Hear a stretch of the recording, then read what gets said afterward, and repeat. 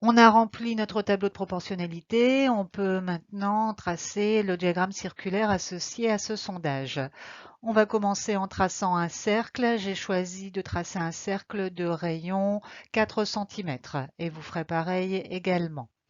Le premier angle à tracer mesure 36 degrés. Pour cela, on va placer le rapporteur.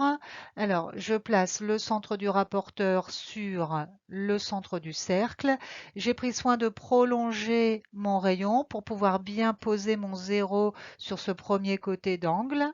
Et je vais repérer 36 degrés. 0, 10, 20, 30, 36. Une fois que c'est fait, j'enlève mon rapporteur et je trace le deuxième côté de l'angle. Je prolonge également ce deuxième côté de l'angle pour pouvoir poser correctement mon rapporteur pour l'angle de 48.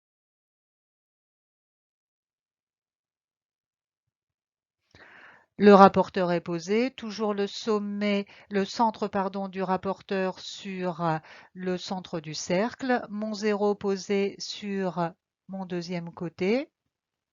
Et cette fois-ci, je repère 48 degrés. 0, 10, 20, 30, 40, 50. Donc, je suis à 2 graduations avant 50.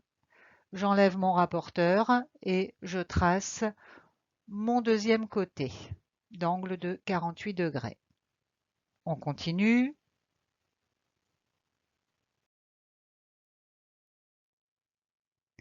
On arrive maintenant à l'angle de 56 degrés, donc on continue. Le centre du rapporteur sur le centre du cercle et le zéro posé sur le dernier côté que je viens de tracer. Et je vais repérer 56 degrés. 0, 10, 20, 30, 40, 50, 60. Je suis à 4 graduations avant 60 ou 6 graduations après 50. J'enlève mon rapporteur et je trace le deuxième côté de l'angle de 56 degrés.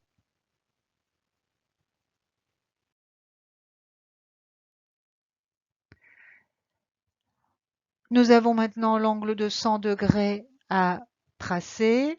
Alors là, il faut se mettre la tête en bas, le centre du rapporteur sur le centre du cercle, le zéro posé sur le dernier côté tracé.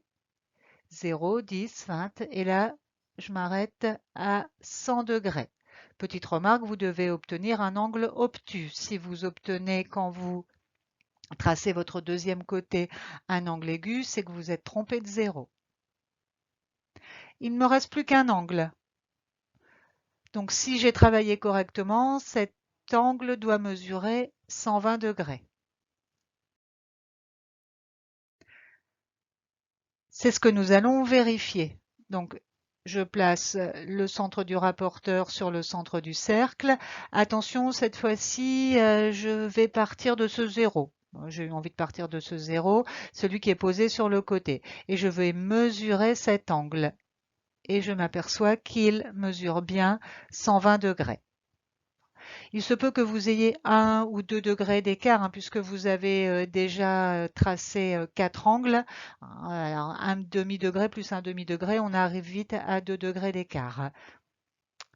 Voilà. Je peux donc terminer d'annoter mon diagramme circulaire en rajoutant 120 degrés. Vous, ce que vous pourrez faire ensuite, c'est bien sûr effacer les côtés qui ont été prolongés et qui ne servent plus à grand-chose.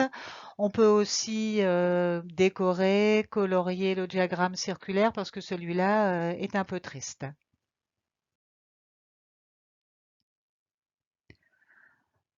Voilà, on peut obtenir un beau diagramme avec plein de couleurs et ce qui est important de faire, c'est de mettre une légende. Alors, où on met les mots dans les secteurs angulaires, ici on aurait pu mettre chocolat, fraise, etc. Où on se crée une petite légende pour que quelqu'un qui n'a pas le tableau sous les yeux puisse quand même comprendre de quoi il s'agit. Voilà, c'est terminé.